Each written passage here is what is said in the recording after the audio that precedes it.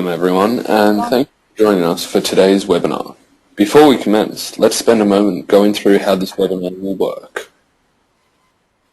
All attendees have been placed into listen-only mode to reduce background noise and make it easier for everyone to hear.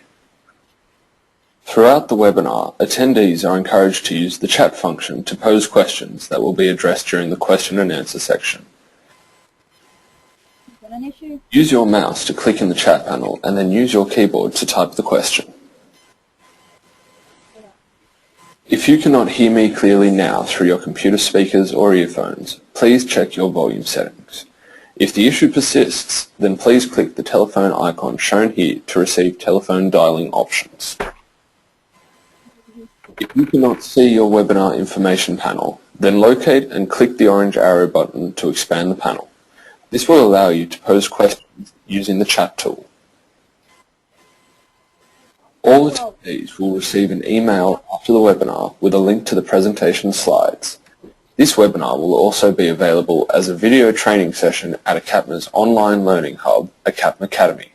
Just go to www.acapma.com.au/academy and follow the links. Before we commence today's webinar, a short message from Nick Mullis, the CEO of ACAPMA. Welcome to all of you who have chosen to participate in today's webinar. We are delighted to have you here to contribute and share in this session hosted by the Australasian Convenience and Petroleum Marketers Association. Thank you all for logging on. ACAPMA is committed to delivering knowledge, service and value to businesses, actively raising the quality of all operators in the industry. We want Muted.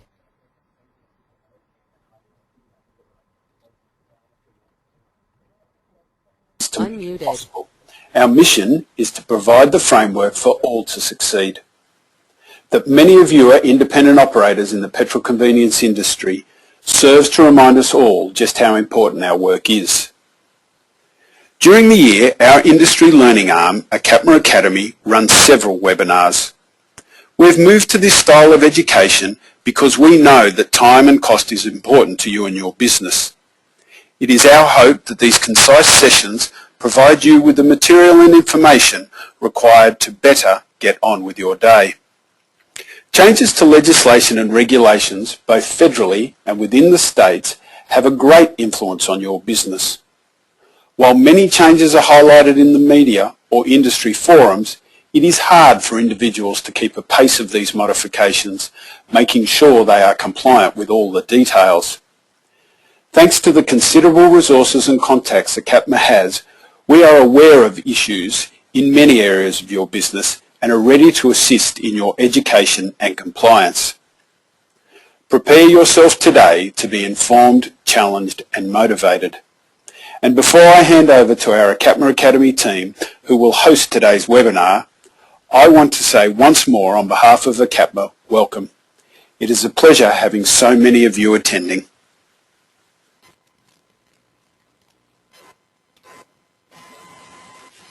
We are extremely lucky to have ACAPMA CEO Nick Mullis here himself to present today's webinar.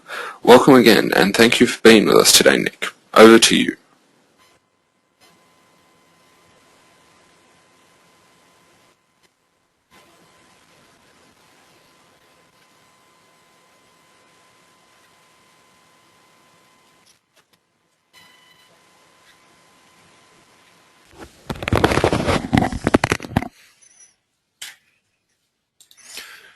Good morning, everybody, and thank you for joining us live today for the webinar. It's a pleasure having you all on, as I said in my opening, and I hope today that you get a good rundown on where the federal government is looking to go with the price board regulations, and what I'll be doing today is running through the scope of the consultation document that was distributed by the government late last year. So as an outline today, we're going to look across current state of regulations, both federally and in individual states. We're going to take a quick look at the current industry structure and see how the industry is operating and whether there's actually some self-regulation already going on out there. And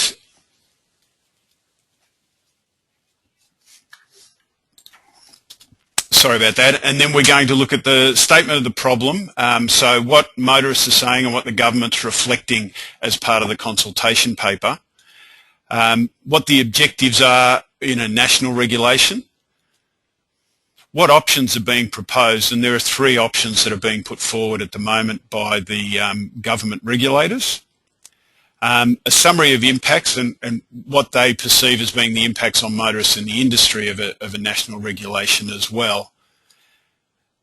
And then finally, as we go through the process of the presentation today, if you do have any questions, please type them in to the question area on your control panel, and Philip will collate those questions and pass those through to me, and at the end of the presentation I'll address any questions that have been proposed by the attendees. So look, I hope you get a bit out of today. It may cover ground that some of you understand already, but there may be a whole lot of new ground that we move across for many of you today. So how does the current state of regulation look like across Australia? And first, what I'd like to do is start with an overview of where we are in regards to federal legislation. And of course, through the ACCC, we now have the Competition and Consumer Act 2010, which is the old trade practices regulation or legislation that we had previously. Within this framework or this regulation, there's a set of laws and a system of investigation that relates to misleading conduct, deceptive conduct, unconscionable conduct, unfair trading terms and the like within the way a business operates to its customers. That framework under the Competition and Consumer Act provides the government through the ACCC the ability to gather evidence and to prosecute where they see the laws have been broken. In relation to our industry, that would relate to misleading information being displayed on a price board. That could relate to an issue where you would bait advertise, where you might put a price up that isn't actually the final price that a customer is being charged for the product. And other laws around the supply of goods and services. So currently federally there are a set of criteria that would act in some way towards a regulation regarding a price board. It wouldn't specifically regulate the board itself, but it definitely puts in context the conduct that a business should have or a way they should act when serving their customers. Of course, we also have the Fuel Standards Act 2000, which gives us an overview of what a fuel product in an unleaded form or an E10 form or a diesel form should look like when it's being sold to a customer. This isn't necessarily reflected on the price boards, though as you'll see in a moment in New South Wales, they have moved to try and reflect the standard a bit more on the price board with their regulation around octane rating, and we'll discuss that in a moment. But ultimately, that the fuel standard says if you're going to advertise that you're selling unleaded, then the product that you're selling to the customer needs to meet a set of criteria that have been determined both by the government and by industry input. And if tested, you need to be sure that that product meets that standard. I know a lot of you as retailers probably aren't in the position to check the standard of the product being delivered to you by your supplier, but what that means is once it's in your care, you really should not change the nature of that product by adding any other products in your own right, because that would affect your ability to comply with the quality standards for fuels in Australia. The government is currently also working on some biofuel standards around biodiesel as well, and as those come out and more people sell biodiesel, we'll need to look at where those standards lie. But federally there are currently some mechanisms that would protect consumers against how a price board is being used, but once again that does not necessarily mean that there is a prescribed use or style of price board. If we then start to look at the states around Australia, there are only 2 states that currently have any regulation in regards to the use of price boards. And from the feedback that I've been given so far, the other states, of course, are concerned, but they're really looking towards a federal harmonised regulation rather than individual state regulations to supply a standard for price boards. But let's address the 2 states in regards to how they are regulating price boards. In New South Wales, we've had a regulation in place since 2007, and if there are any of you who operate sites in New South Wales, you would be aware of the fact that, you know, it is mandated that a price board must be used. And prior to late last year, it was mandated that the product that should be displayed on that price board should be unleaded fuel. And of course, companies chose to put more fuel products on the board, but the mandate in New South Wales at the time, or the regulation in New South Wales since 2007, was that we needed to post the unleaded board. What we've seen, though, late last year is a change to the regulation in New South Wales, which stiffens up the requirements in regards to the regulation for price boards. What we have in New South Wales now is that a retailer who sells more than 4 fuels should at least board 4 products on their board. 2 of those products need to be LPG and diesel, and then the other 2 products need to be the two top selling petrol products through their site. So in a case where you've stopped selling unleaded and you're selling E10 premium products as well as LPG and diesel, you would need to board the LPG and diesel price. And then by volume, you would need to board probably your E10 price as the highest selling product, and probably one of your premium products as the next highest selling petrol at your site.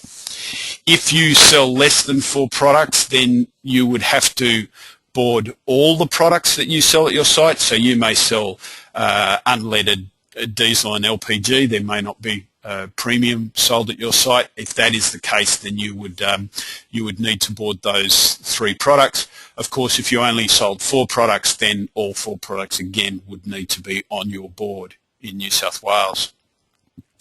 In addition, in New South Wales, with the 2012 amendment to the regulation, we're in a position where the octane rating of fuels sold at the site would also need to be posted, not necessarily on the price board in this case, but at the pump. There would need to be an octane rating for the product you're selling to the customer.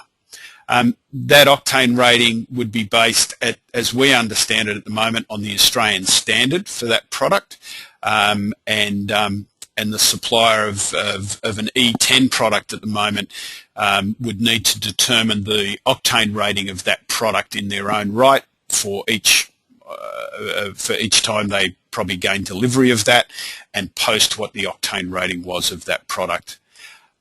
So they're the changes that have occurred in New South Wales, and the new regulation requires the industry to be compliant by the 1st of September in 2013. So I know that some companies are already moving to get that done. Others are planning in that process, and if you are selling product in New South Wales at the moment, I would urge you to start planning a process to change the price boards to meet the New South Wales regulation. A question might be whether a national regulation actually overrides New South Wales, and at the moment it is difficult to get a legal opinion on that because we don't know what a national regulation may look like. Moving on to Western Australia, they've had a petroleum products pricing regulation since I think it is the year 2000, which requires the display in a suitable position of of a price board for fuel products. And this requirement in Western Australia was introduced to increase transparency and competition, they hoped, in regards to the marketplace. And they also hoped that it might reduce the fuel price differences between different areas under the state. In Western Australia, where you have 3 or more products, I apologise for the screen maybe going blank for a moment there. And hopefully it will come back. There we go. I apologise for that occurring.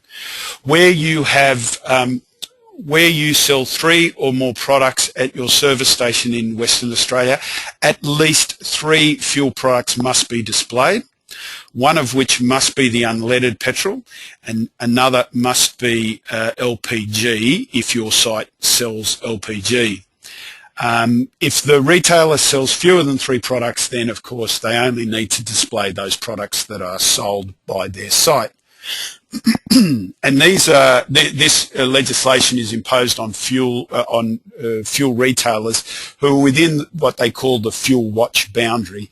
And if you're a retailer in Western Australia, of course you understand that you have to have your fuel price notified to the government on a daily basis, and you need to notify your changes and keep your price at the consistent level until you notify the next daily change.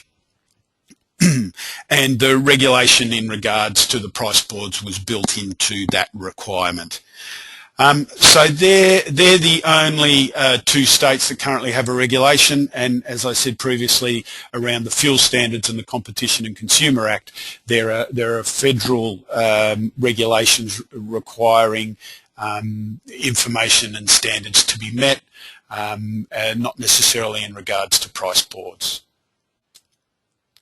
So let's look just quickly at the current industry structure, because this will go a fair way in determining who's going to be impacted in regards to changes to legislation and what costs there may be involved in changing price boards. So what we can see here from the information is there's approximately 6,300 service stations across the country, and as you can see from the graph there, as the information comes up, branded independents and independents, as defined by the ACCC, includes distributors, control about 41% of the retail sites across Australia.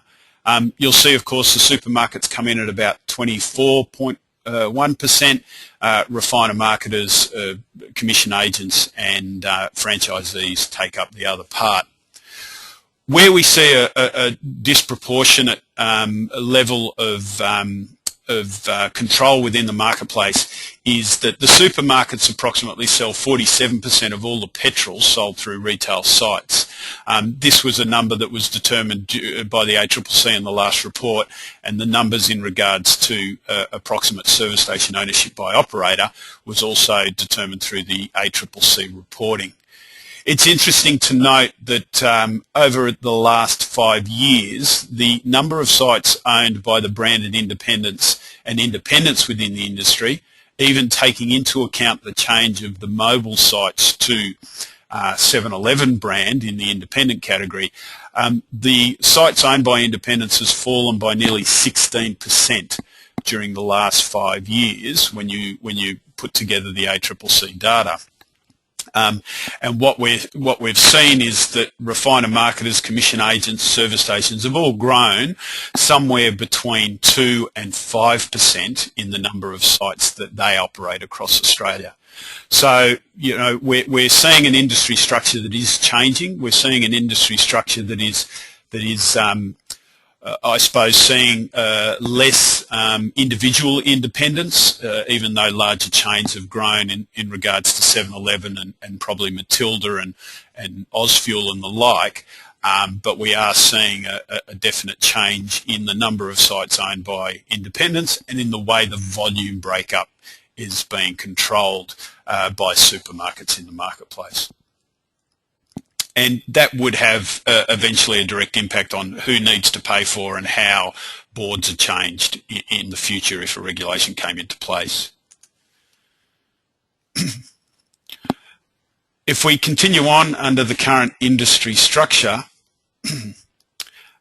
of the service stations around Australia, we've done a quick survey of some of the major operators so that we can see what boards look like, who has boards, how many they have, and what products are being displayed on them. Pardon me. And what you can see here is less than 2% of all the service stations in Australia do not have a price board. So the industry has moved to the price board as a way of marketing, as a way of indicating to the customer that we have product on offer and what price we have it on offer. The vast majority, as you can see, of the price boards around the country at 70% would have 3 products or less. And of that 70%, the great majority are 3 product boards.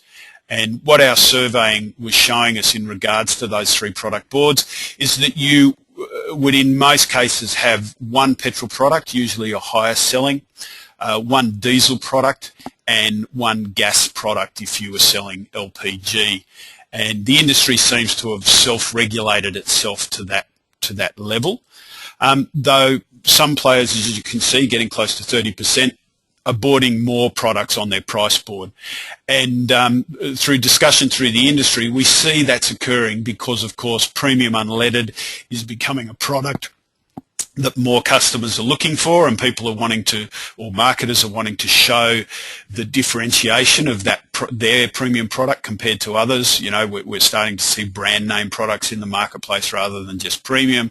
You know, we have Synergy and Vortex and Ultimate and those sorts of products in the marketplace.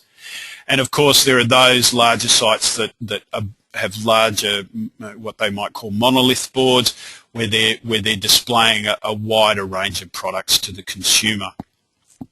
But I think what we can take from this data is that of the 6,300 service stations across Australia, there really is a very small minority that do not already have a price board, and that the industry has regulated itself to a 3-product board as a minimum standard, but of course others have moved to a higher level of or more products on their board at any given time. So having said that, the government has chosen to produce a consultation paper in regards to a national harmonised regulation for price boards. And within that regulation paper, they move through several different stages. First, providing a statement of the problem, then moving through their objectives, their options, and a summary of the impacts that they perceive will be in the marketplace. And what I'd like to do now is move through the steps and go through the consultation paper and talk broadly about some of the problems that the government is seeing within the structure of the market, and you know, prefacing that a lot of that perception is coming through the motorist rather than the industry itself. So what concerns have been raised by the motorist in regards to fuel price boards across Australia? And the consultation paper highlights the first area of concern. It's the first point they actually raise within the document themselves, is the discounted prices and the way they are being displayed on the price board. And what the government sees here, and what motorists are telling the government, is that they're confused as to what the final price is for the product they're looking for, and that there needs to be often a more predominant display of the relevant terms and conditions of the discounted price, and so that the consumer can be aware as to whether they are attracted by that price, whether they can actually gain that price within the marketplace, and also the confusion that you know, there is 1 or 2 products on the board that may have several prices attached to it, and the consumer is saying that they're being confused as to what price they're going to pay for that product. Note, I continue to use the word confused. Motorists might say they're being misled, but under the Consumer and Competition Act, the word mislead actually has a legal connotation to it. And if someone was found to be misleading in their price board, in the way they price their product, regardless of whether they did it on the board or some other way, then the ACCC has the ability to prosecute without any new regulation being put in place if evidence shows that there's been misleading or bait advertising occurring in the marketplace. So what the government is saying here with this consultation paper is that the consumer is confused as to what price they may be paying. That leads to another area that they highlighted in the statement of problem, which is a difference between, or a consumer's perception of a difference between the price being displayed and the final price being charged to them when they get to the counter. There are two areas here. One relates again to the discount and seeing a board and may be confused about the product being sold and driving in, as you can see in the photo that we've got there of an independent site doing a fuel discount. There's two unleaded prices on the board. A person may assume that they can get the discounted price, and when they go to the counter, they're told that they can't. And they believe that position or that difference in price is an error on behalf of the operator of the service station. The other is that a discounted price could be displayed on the price board, and when the consumer turns up to the pump itself, the all-comers price, if that's what you want to call it, is displayed on the pump, and they're saying, well, that's not the price I saw on the board. What is my final price that I'm being charged? So they're worried about that difference in regards to the discounted price. There's also an issue in regards to price changes that might occur at a site on a given day, and that a price change may have occurred either up or down by the operator of that site, and they may have moved the board prior to moving the pump or vice versa. And the government is saying that motorists sometimes complain through the motoring organisations and the like that there's been an issue in regards to the level of transparency or consistency in the boarded price to the pump price or vice versa. And I would suggest, without going too deeply in it now, that a lot of businesses do have a set routine about changing their price, and when that occurs, I don't perceive that there is a problem, but the motorists are saying that that has occurred sometime when they come to the site. There's also the issue of comparing retailers as to their price for products, and again that relates to that confusion level. Motorists are saying that retailers may have products displayed in a different order on their boards, and that makes it difficult for them to determine quickly a comparison of the prices. There's the issue they're saying in regards to the brands of products, especially when we move into premium. There's different names for products, and the consumer believes that they're being confused as to what product they need to compare between retailers when it comes to the fuels that they wish to buy. And then finally, in regards to the statement of problem, there's they believe an inconsistency of the type of fuels.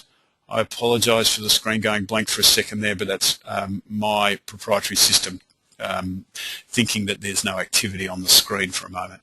The inconsistency of products being displayed. Some sites may display E10, of course, and not unleaded. Other sites may not display diesel. They may put it in different orders, and the consumer saying that they believe that is confusing them as to what they're buying, what they're trying to compare, and how they can make their choice for product. So there's some of the main problems that the government is seeing. We spoke about those at length with the industry during the New South Wales regulation, and really, if there is a perception that there is a market failure in regards to the display and promoting of information, then this is what the government is trying to address in regards to price boards. So let's now look at some of the objectives that the government wants to see come out of this.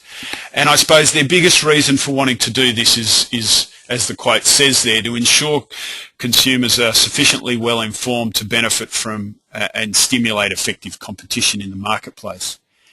So keeping that in mind, the consultation paper talks about 4 different objectives that the government would like to meet. One is, of course, to ensure clarity, accuracy and transparency in regards to fuel pricing.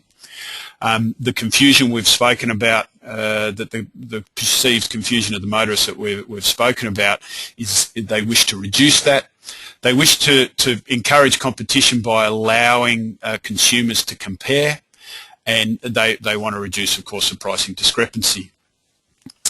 The government believes that by meeting their objective, that they would facilitate competition between operators.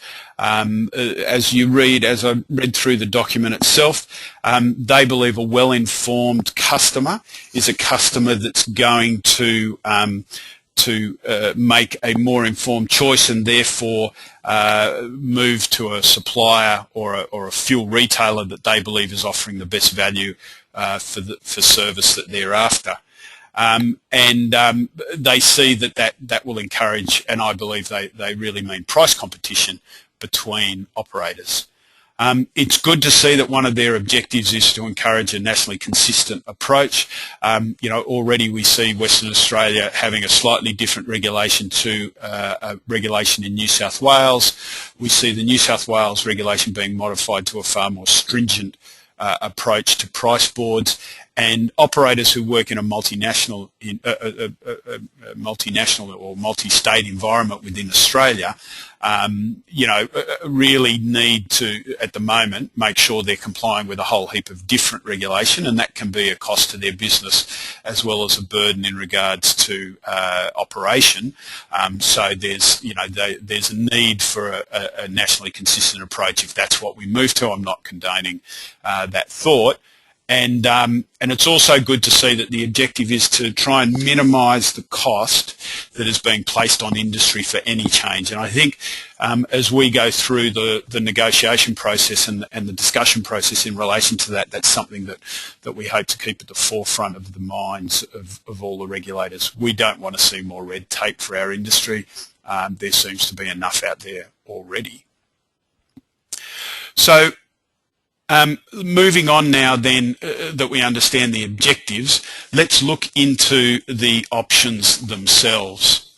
So the government currently has put forward in the consultation paper 3 options, and I'm going to move through each one of those individually.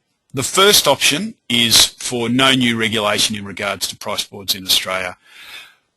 Under this option, the government says that they would rely on the current laws within the country to look after that, and that's consumer laws and competition laws as run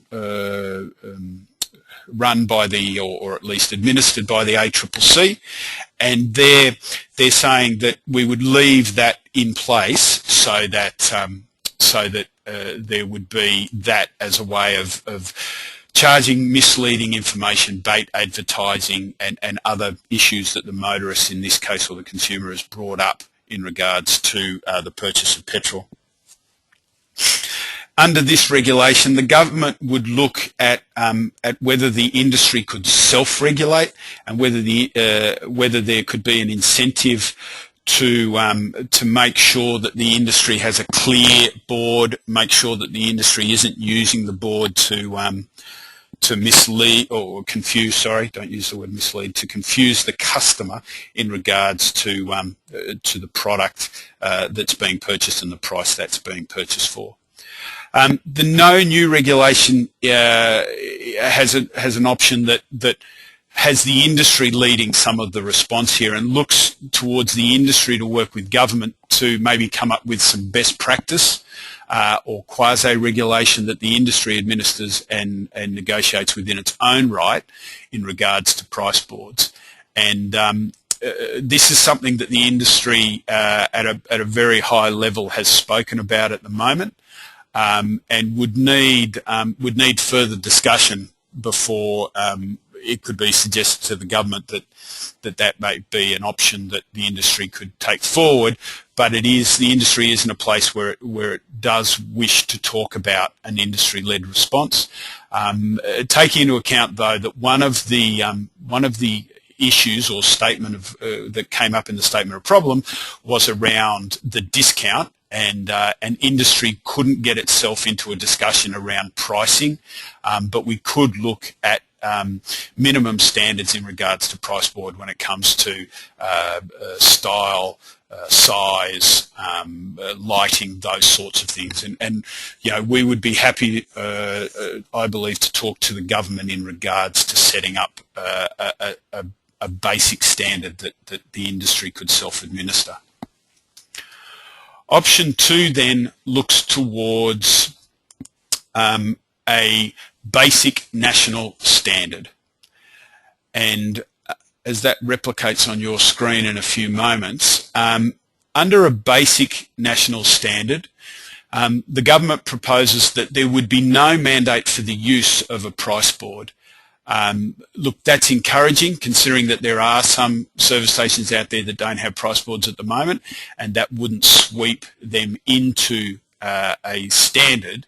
But when you moved to using a price board to market your products, then the government is saying that there would need to be some regulation around how that product or how the board was being used to advertise product. One of the keys in the basic national standard, though, is that this is the moment where the government starts to tackle the discounted price. And within the consultation paper under a basic national standard, they would require that the only price that is boarded on the board would be the undiscounted price for the fuel on offer. A marketer of a petrol price promotion or a discount would be in the position where they could say, yes, you can save money on buying fuel if you meet certain requirements, and under my reading of the consultation paper, that would be allowed, but it would not be allowed to put the discounted price on the board.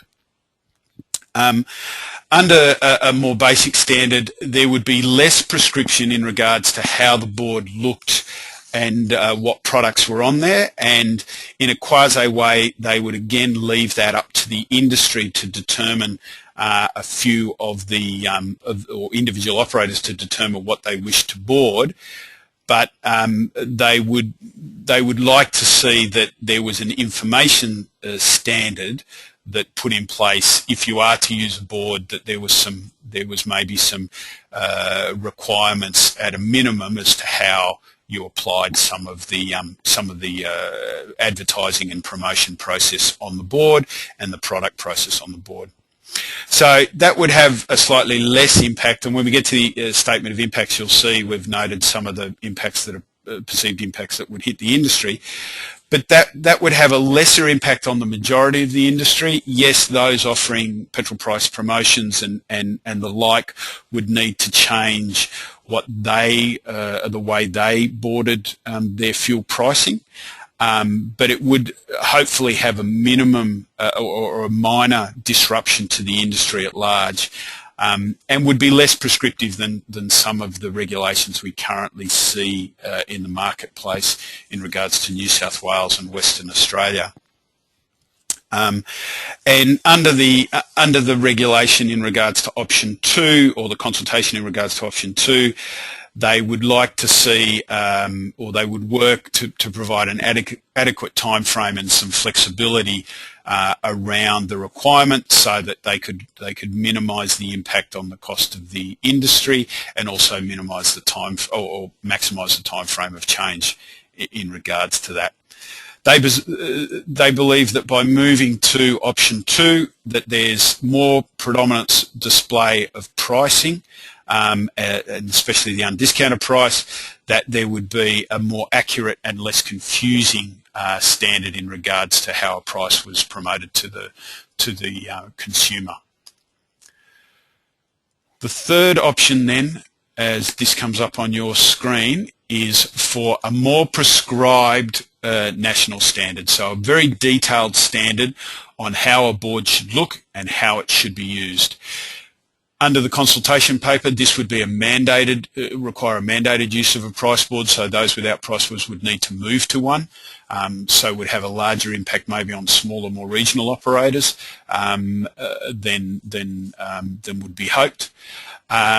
Again, only display, and I apologise here, but only display the undiscounted prices, not the discounted prices, but only display the undiscounted prices for products like in option 2. But it would move to prescribing the number and types of fuels that would have to be present on the board and prescribe the style and size of the price board and its lettering.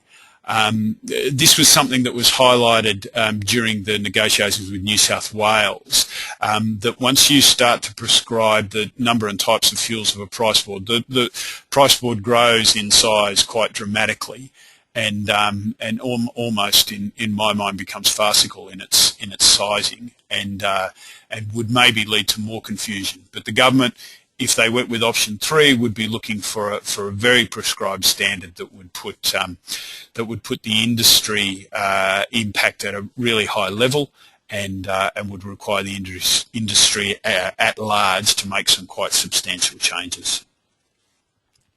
So they're the 3 options that have been put in place within the consultation paper in regards to the petrol price boards. So as we then move into what the government perceives as some of the impacts in regards to each option when it comes to the petrol price boards. And as you can see from this document, we've listed each option, we've listed players within the marketplace who would be impacted, we believe, and the government believes in this consultation paper, in regards to fuel price boards. And within that you can see that if we move to option 1, there would be, for fuel retailers who have a discount, there would be no impact if a voluntary industry action was taken through a best practice mechanism and other ways of coming up with a quasi industry-led regulation. Fuel retailers with no discount at all, there would be no impact. Motorists, of course, with a fuel discount voucher would see no impact, because they would still see undiscounted prices on the board if the voluntary action by the industry led to that. And once again, motorists with no fuel discount voucher would really see no impact in regards to it. And the government, through its mechanisms, would then still be able to prosecute, still be able to measure, still be able to help with complaints and disputes in regards to fuel price boards. As we now move into the basic standard or a more prescribed standard, you'll see that the level of impact starts to change, and for ACAPMA, this is where our concerns start to increase in regards to how an industry comes together, or how a price board regulation works for an industry. So as we move to some basic standard, the removal of the discounted price from the board, which would mean that those offering those discounts would need to change their boards. For those who don't, there wouldn't be any change, and if the basic standard best practice is consistent with what the marketplace is doing at the moment, then we wouldn't see any operators changing their boards in a prescribed way if you're not promoting a discount. In regards to the motorists with a fuel discount voucher, they would, through the display on the board that might say, you can receive a discount here if you meet a certain criteria, they would still understand that operator promoted a discount, and they would still be able to, if they qualified, obtain that discount. So under the basic national standard, the consultation paper sees that the consumer could still gain the perceived benefit of the discount if that was the way they shopped. Of course, a motorist without a discount voucher, there really would be no change to them. There may be less confusion in regards to what is the all-comer price rather than discounted price. Without the discounted price on the board, that would be easier for a motorist without a discount voucher to determine. And there would be on the government some cost in regards to regulation. they would need to administer those people or those operators who supplied a discount to the marketplace. They would need to administer that those boards were changed and that they were continuing to comply with that piece of regulation. Of course, as we move to a more regulated national standard, the impact and the cost on industry, both in time, money and effort, changes quite dramatically.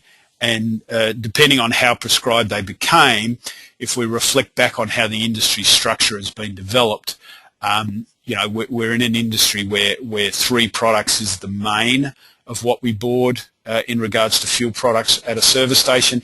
And if the government was to move to a 4-product situation like they did in New South Wales, there's a real marked impact on the industry.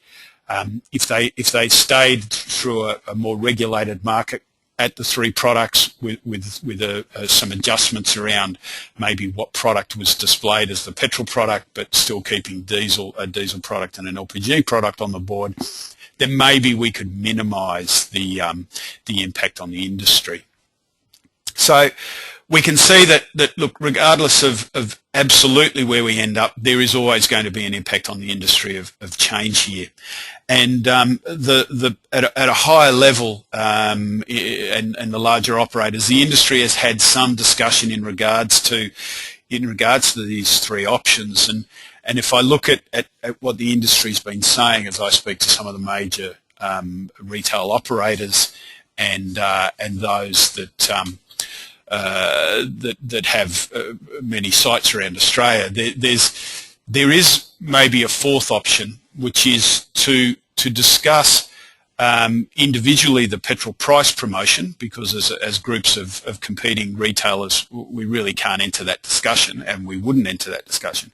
But to actually break this consultation and this idea of regulation apart and say, look, if we are to address if it is that you want to address the petrol price promotion, then let's address that in its own right.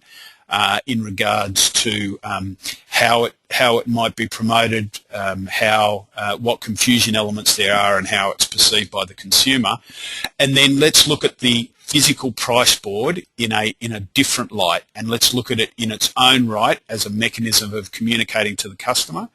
And within that, ACAPMA believes that there's the opportunity to create an industry-led best practice that would allow for a minimum standard in regards to price boards, which would reflect basically where the industry is today, because ACAPMA's belief is that the industry has set themselves a basic standard already, and there really is no need for further regulation and red tape within that area.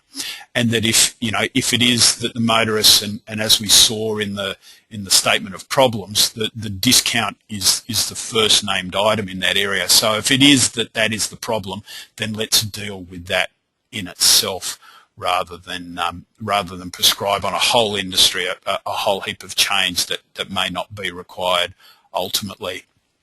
And within that, the industry is looking at developing a matrix of what a standard may look like, and as that comes to fruition, then ACAPMA members will be asked to comment on, provide their comments in regards to how that would work, and what they see as the options within a standard of that nature.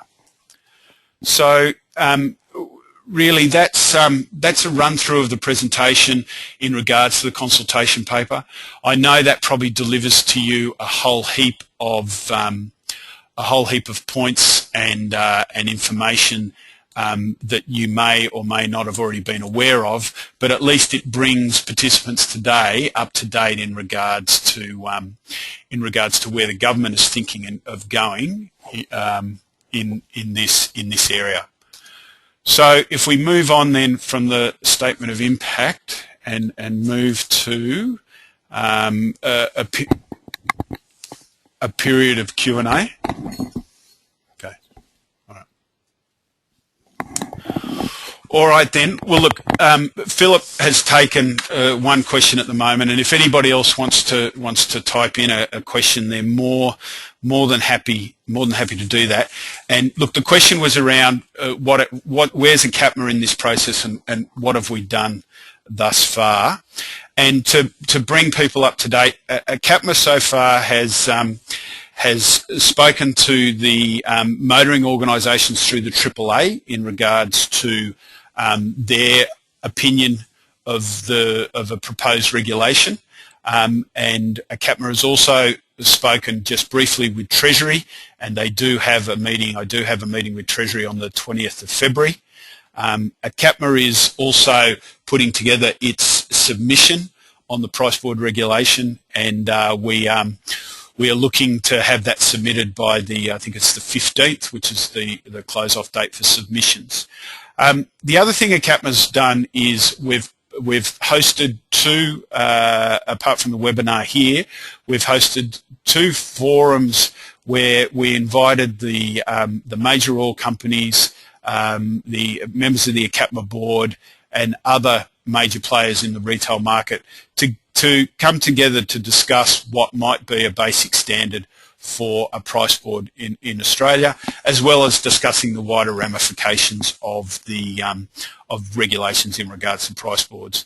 We've had two of those meetings so far. It's been great that the industry's got together to discuss this issue, and my perception of that is that the industry does have a position for a majority of the issues raised where it could possibly come together, though of course, and I've said it before and I'll say it again, removing the price argument out of our discussions and making sure we're just focusing on the board itself and having different individual discussions around pricing. So that's what ACAPMA's done so far. I did mention the AAA, and if I reflect back on that, the indication that I've been given so far from the AAA in regards to the motoring organisations is that their more militant stance that they had initially in New South Wales seems to have softened slightly, and they would be looking for a less prescriptive regulation when it came to price boards than maybe what was achieved in New South Wales. But the proof's in the pudding. We still haven't seen their submission, so we don't exactly know where they're heading. So, look, in regards to today, without any further questions from anybody in the audience, and I'm happy for you to email questions to me at a later date, I'd like to thank you all for getting on board and being part of today's webinar. I hope that's educated you in regards to what the government is looking at doing in regards to price boards. I encourage you to communicate with ACAPMA either through the 1300 number or through email to highlight any concerns that you may have or any points that you may have. I would also lead you towards the government website or the Treasury website if you want to download documentation in regards to the regulations for price boards. Outside that, I appreciate you all attending. I really enjoy the fact that we're doing these webinars and getting people online, taking out only a few moments in their day. I wish you all the best into the future when it comes to trading, and I thank you all for being on board and hope to see you again. Thanks very much.